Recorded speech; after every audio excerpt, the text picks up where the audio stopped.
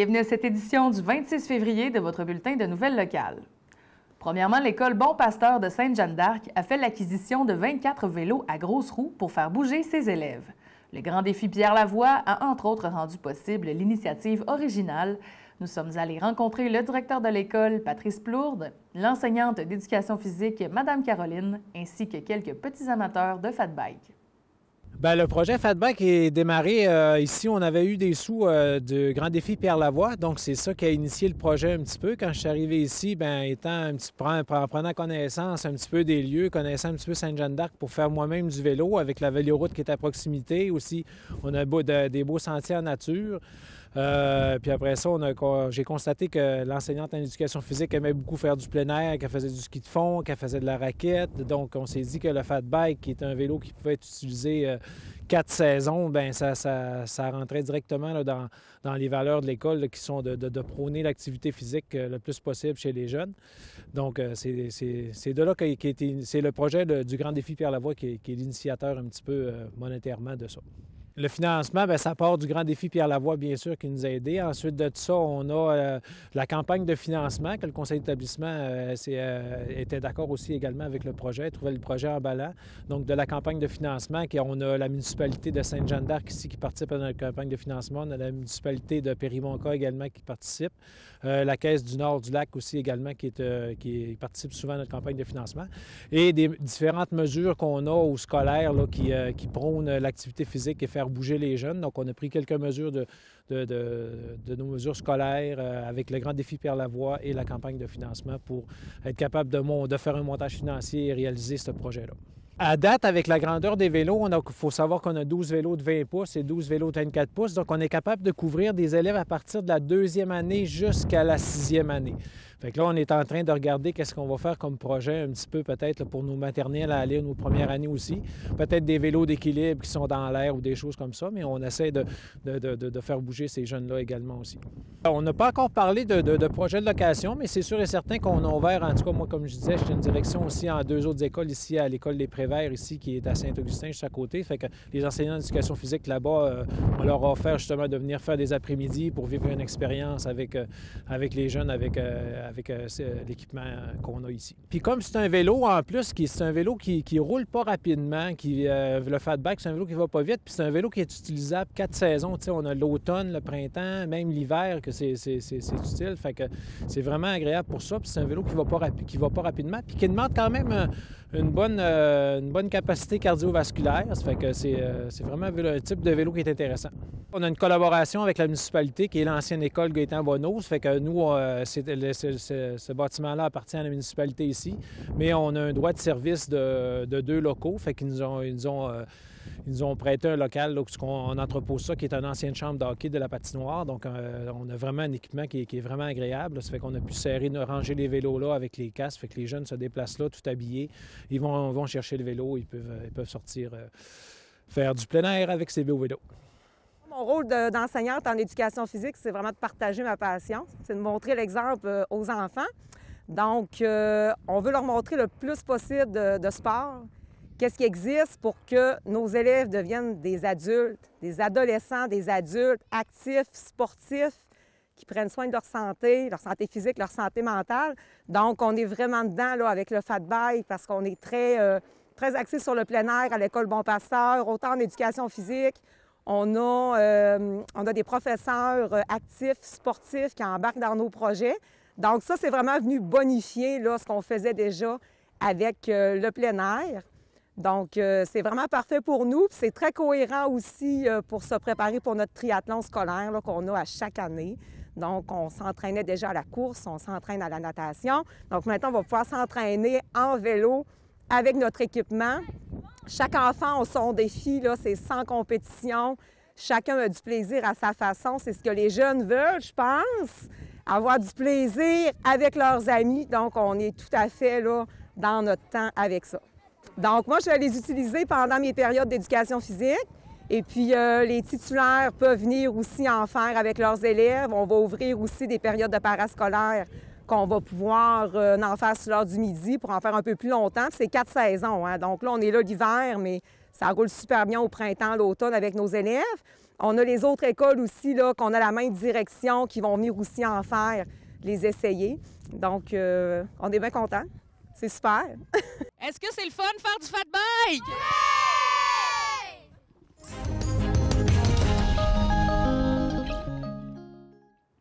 Le défi Ose entreprendre Saguenay-Lac-Saint-Jean est de retour pour une 24e édition. Le défi, sous forme de concours, a pour objectif de mousser l'entrepreneuriat et de récompenser les belles initiatives. La conseillère en développement économique de la MRC de Maria-Chapdelaine, Lara Gaudreault, nous indique pourquoi et comment s'y inscrire. Bien, le défi Ose entreprendre, en fait, ça a trois niveaux. Donc, c'est pour mettre en valeur les nouvelles entreprises ou des entreprises qui existent déjà et des projets scolaires en entrepreneuriat.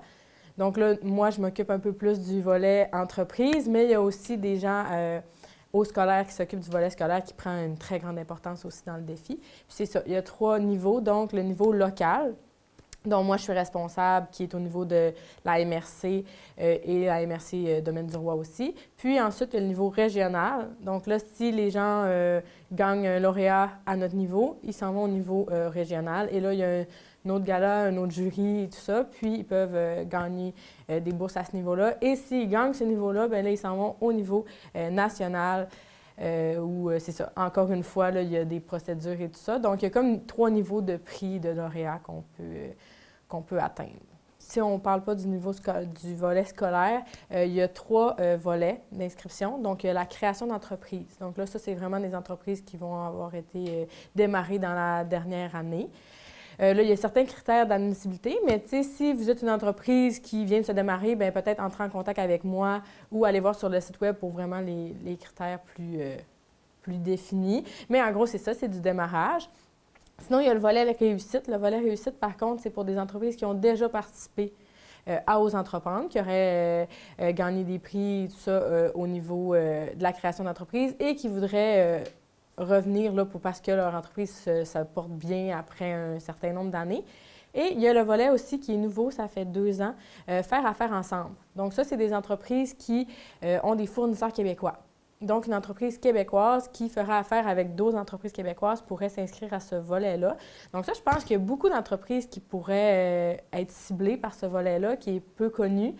Mais c'est ça, ça rentre dans plein d'entreprises. Je pense que surtout dans des régions comme la nôtre, on va faire affaire avec des gens autour de nous, on a des contacts et tout ça. Donc, je pense que c'est un volet qui est vraiment très intéressant aussi. C'est jusqu'au 15 mars à 16 h qu'on peut déposer une candidature. Je vous dirais, prenez-vous un petit peu avant pour prendre le temps de bien remplir. Puis, en fait, il faut un plan d'affaires. Donc, pour présenter l'entreprise, ça prend un plan d'affaires bien monté et tout ça. Donc, ça peut prendre du temps un peu faire ça, mais souvent, les entreprises en démarrage vont déjà avoir un plan d'affaires pour d'autres demandes. Donc, c'est vraiment pas compliqué là, à ce moment-là de s'inscrire pour le défi. En fait, c'est vraiment le cœur de défi Ose entreprendre. Donc, l'entrepreneuriat, puis c'est pour ça qu'il y a le volet jeunesse aussi, pour qu'au scolaire, les jeunes soient déjà imprégnés de l'entrepreneuriat. Puis c'est ça, on veut souligner, on veut montrer présenter des expériences enrichissantes puis qui pourraient vraiment être inspirantes, en fait, pour des nouveaux entrepreneurs. Donc, on veut vraiment présenter des belles entreprises qui fonctionnent ou, justement, ceux qui font affaire ensemble pour inspirer d'autres entreprises à être plus locales puis à travailler ensemble. Le site web, c'est le site web de Ose entreprendre directement.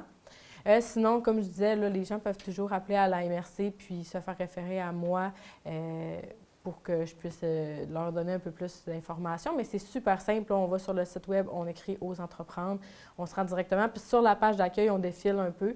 Puis il y a les différents volets auxquels on peut s'inscrire. Cette année, on travaille vraiment conjointement. C'est ça depuis quelques années, là, mais on travaille conjointement avec la MRC Domaine du Roi. Donc, on travaille ensemble. Ça va être un gala pour les 2 MRC. Puis, on a un petit comité là, qui travaille... qui nous aide à monter le défi pour que ce soit à la hauteur là, de Ose entreprendre. On a des partenaires qui sont avec nous aussi, là, soit les 2 MRC, évidemment, la SADC Maria-Chapdelaine, le CJE des Bleuets et Desjardins qui nous aident à mener ce projet-là. Puis aussi, l'édition va être en ligne cette année. comme on s'en doute, puis comme c'est depuis un moment. Mais on vous prépare quelque chose de vraiment dynamique, là, puis qui va valoir la peine de participer. Ça va être différent de nos Zooms qu'on fait chaque jour, là.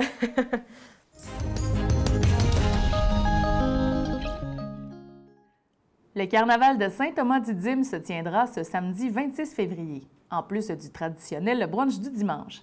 Après des éditions plus discrètes dans les dernières années dues à la pandémie de COVID-19, l'organisation est bien heureuse de pouvoir proposer quelque chose qui se rapproche beaucoup de la formule traditionnelle de l'événement. Voici ma rencontre avec la présidente du carnaval, Marie-Pierre Tremblay. L'année passée, c'est ça, on avait fait... c'était dans le fond, on avait juste un feu d'artifice vu que les mesures étaient vraiment plus serrées. Là. Fait que là, cette année, on avait envie de... On sentait qu'il y avait un peu de lousse au niveau des mesures. Fait qu'on a décidé de faire une édition pas complète, mais quand même assez complète quand même. Donc, à quoi on peut s'attendre là, pour l'événement du 26 février? Normalement, ça se passe plus toute la fin de semaine, mais là, ça va être juste le samedi, le 26 février. Dans l'après-midi, il va y avoir, c'est organisé en collaboration avec la ville, dans le fond, avec la municipalité de Saint-Thomas. Ça va être de la structure sur glace. C'est comme la première édition. C'est familial, c'est pas un concours. Ça va être vraiment, c'est ça. Chacun, on s'inscrivait, puis là, ben, il va y avoir des petits blocs de neige, puis les gens vont faire des sculptures, là. Le jour même, là, dans le fond, ils vont faire Oui, le samedi après-midi. Ça va commencer, dans le fond, à 1h dans l'après-midi. Puis, tu sais, il va y avoir la glissade aussi, parce qu'on a une glissade. Il va y avoir de la musique. Après ça, il va y avoir la patinoire aussi qui va être à la disposition des gens. Là. Fait que, tu sais, on va avoir un feu aussi dehors. Fait que, tu sais, ça va être un après-midi familial. Là. Il va y avoir un brunch aussi, je pense. Oui, le dimanche, il y a un brunch au Lac-à-Gym, au centre touristique Lac-à-Gym. Puis le soir, nous autres, dans le fond, il va y avoir une autre partie il va commencer à 18h. Il va y avoir, nous autres, on appelle ça la disco patin. Il va y avoir, dans le fond, de la musique. La patinoire est illuminée aussi. Les gens, c'est ça, ils vont patiner. Il va pouvoir avoir de la glissade aussi. Après ça, on va avoir des surprises aussi, là, parce qu'on a trouvé des commanditaires qui ont été super généreux en passant. Là. On est vraiment très contents. Puis à 19h30, ça va être le feu d'artifice qui est fait par Pyrospec. C'est ça, cette année, on a été chanceux parce qu'on a eu beaucoup de commanditaires. Fait que ça va être gros. Le budget est 2 fois plus gros que l'année passée. Là. Fait qu'on est très, très contents là, de tout ça. Ouais. Fait qu'un beau gros feu d'artifice. Oui, c'est vraiment... Puis c'est ça. Là, à chaque année, ben, les gens, on a commencé ça. Fait que, on veut en mettre... on veut toujours s'améliorer à chaque année. Fait que c'est ça, on veut en mettre plein la vue. C'est vraiment un très, très beau feu d'artifice, là. J'imagine que tout le monde est bienvenu pour se rendre à Saint-Thomas pour aller voir ça. Oui, absolument. Puis nous autres, notre but premier dans le comité, c'est la gratuité. On veut que les gens, ça soit accessible à tout le monde. Fait que c'est ça, c'est entièrement gratuit. On va avoir du chocolat chaud aussi. On va avoir des boissons là, pour, mettons, des cafés, des choses comme ça. Après ça, on va avoir des choses aussi pour les enfants, du manger, là, des chips, des affaires comme ça. Puis ça va tout être gratuit, là. Fait que ça, c'est vraiment notre mandat premier, la gratuité. Oui, que ce soit accessible pour tout le monde. On en a besoin aussi d'activités comme ça là, après l'année qu'on a vécue. Est-ce que le passeport vaccinal va être obligatoire? Non, le passeport vaccinal, il n'est pas obligatoire. Nous autres, dans le fond, c'est informé au gouvernement parce que c'est flou, là. Puis, c'est ça, pas besoin du passeport vaccinal, mais il suggère de mettre le port du masque quand on ne peut pas avoir la distance de 2 mètres. Parfait. Bien, on invite les gens à aller vous voir, à aller profiter de ces belles activités-là. Oui, absolument. Puis c'est ça aussi, avec la glissade, on avait fait l'acquisition des chambres à air, là, on appelle ça des tripes. Là. Fait qu'on a ça aussi à la disposition des gens. Là. Fait qu'on a une vingtaine de tubes là, de glissade. Fait que les enfants, ça devrait bien s'amuser. Merveilleux. Puis, c'est ça, on invite les gens, dans le fond, à s'habiller chaudement puis à amener leur bonne humeur, à aller profiter du carnaval. Oui, exactement. Puis c'est ça, on va avoir un super de beau feu aussi, qu'on va pouvoir se réchauffer. Fait que on devrait avoir beaucoup de plaisir. Ça va faire du bien avec les nouvelles qu'on a eues, tu sais, qu'on peut déconfiner un petit peu, là. Fait que je pense que je pense que ça va être plaisant. Donc, il y a les activités du samedi et il y a le brunch là, qu'on rappelle, lui, est dimanche au Lac-à-Gym. C'est ça. Le brunch, dans le fond, on l'appelle le brunch du carnaval. C'est thématique carnaval, en collaboration justement avec le Lac-à-Gym Centre de villégiature. Il y a 2 heures. Tu peux y aller à 9h30 ou à 11h. Puis, dans le fond, il faut réserver.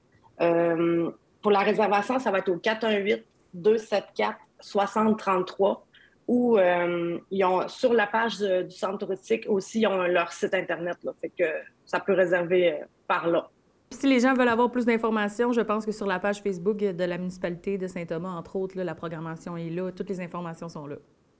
Oui, mais nous autres aussi, là, le Carnaval Saint-Thomas-d'Idyme, on a notre propre page Facebook. Fait que, tu sais, les gens, on a un tirage aussi. Là, on a eu des commanditaires. On a un beau tirage on a 1 000 $ en prix. Fait que, tu sais, on a toutes les informations, sont toutes sur la page Facebook du Carnaval de Saint-Thomas-d'Idyme. Super! Donc, on va inviter les gens à réserver pour être sûr d'avoir leur place, là, pour profiter d'un bon brunch dans l'ambiance du Carnaval. Oui, madame. Bien, je vous souhaite justement un bon carnaval. Profitez-en bien, puis on invite les gens là, à se joindre à vous.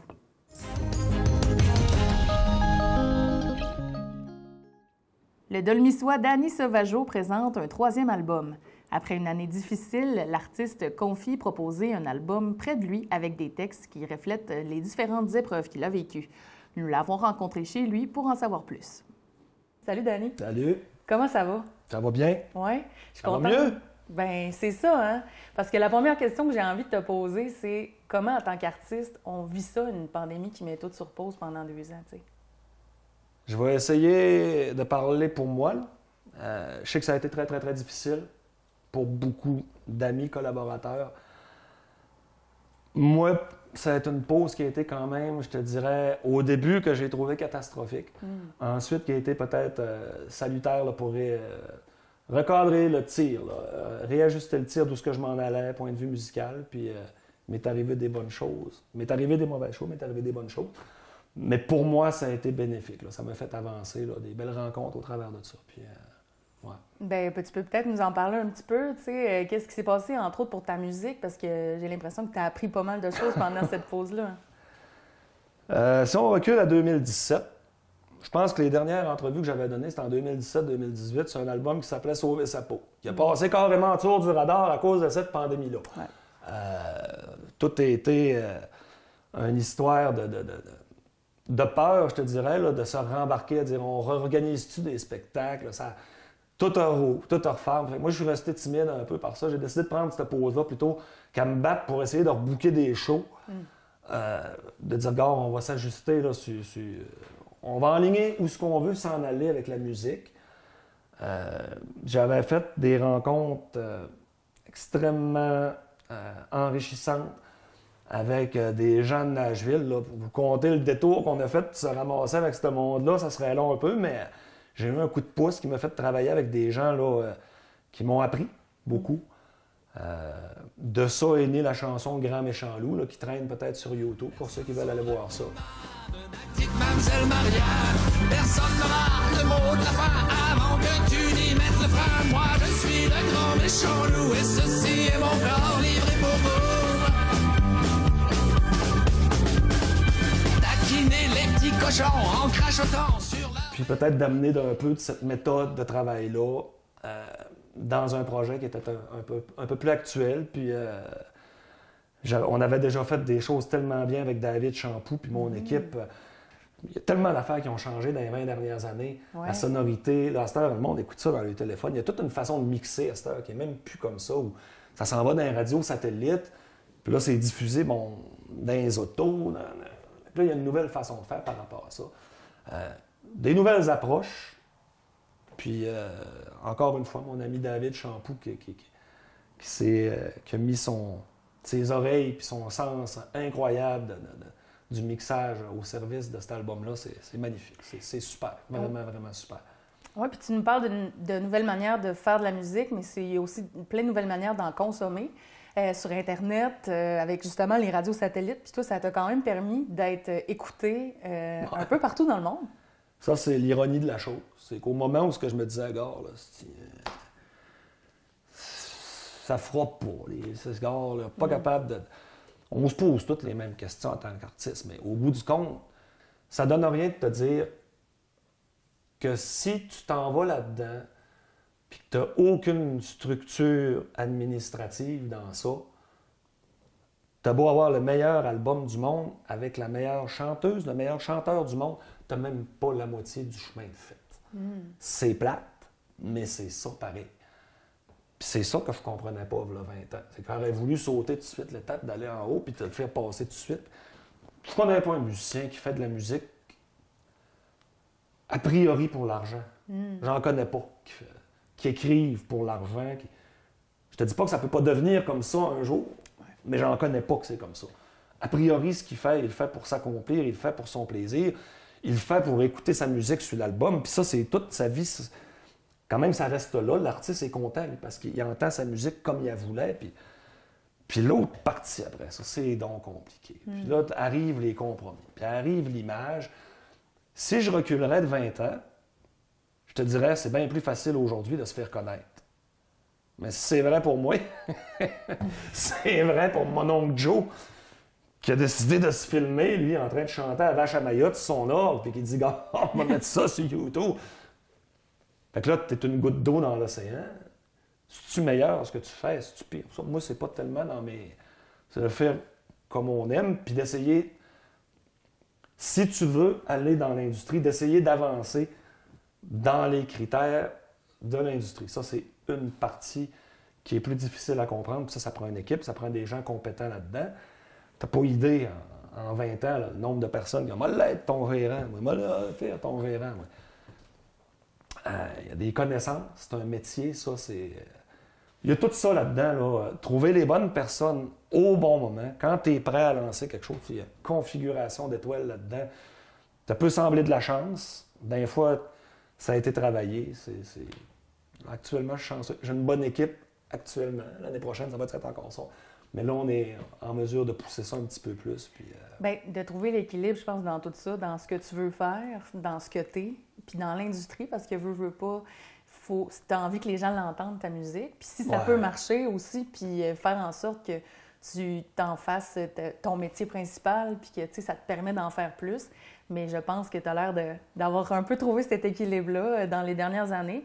Puis je pense aussi que, oui, sur le plan musical, tu as appris beaucoup, mais dans ta vie personnelle aussi, il est arrivé toutes sortes de choses, certaines épreuves qui ont fait que ce qu'on entend sur ton nouvel album, c'est vrai, c'est personnel.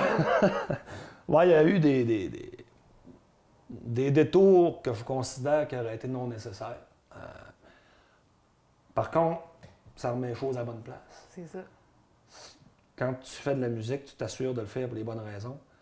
Avancer avec de l'angoisse, avancer avec des doutes, avancer avec ce qui peut devenir toxique pour toi. C'est indéniable qu'une couleur dans l'album par rapport à ça. J'ai réajusté quelques textes. Oui, on peut l'entendre. Oui, il y a quelques tournures de phrases là, qui sont bien senties vers ces épisodes-là. Puis, dis-moi, Dani, qu'est-ce que tu te souhaites avec cet album-là? Qu'est-ce que tu aurais envie qu'il arrive? Ben, en fait, j'ai commencé par me souhaiter de juste le rendre au bout, ce qui était déjà un contrat. Puis,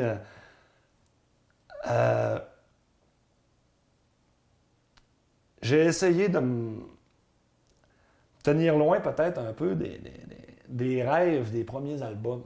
Parce que invariablement, tu peux demander à n'importe quel chanteur, chanteuse, auteur, compositeur, ou n'importe quel band qui enregistre le premier album ou qui enregistre un album, ça nous passe tout par la tête de dire, bon, d'un coup ça ferait, puis d'un coup ça aurait du succès. Puis on se laisse tout un peu amener, comme lui qui va chercher son 6,49 dans sa tête, c'est bien, il y a bien des chances de ne pas gagner, mais ça peut y passer par la tête de dire, si vous gagnez. Ouais. C'est un peu la même chose, sauf que ça peut être extrêmement destructeur de s'accrocher à des rêves là-dedans ou à des fausses perspectives de où est-ce qu'on est réellement dans tout ça. Moi, ce que je voulais, c'était de réaliser quelque chose qui était vraiment fidèle à l'image musicale en étant prêt peut-être à ce qu'il soit refusé. Parce que là, j'ai mis tout mon cœur en disant, là, de dire, dans le standard de ce qu'on me demande. Dans la musique, c'est que ça qu'on entend. Tu n'es pas coupable de vouloir faire connaître tes choses, mais tu es un peu à merci de ceux qui vont bien vouloir le passer. Ben, j'ai dit, ça m'enrageait.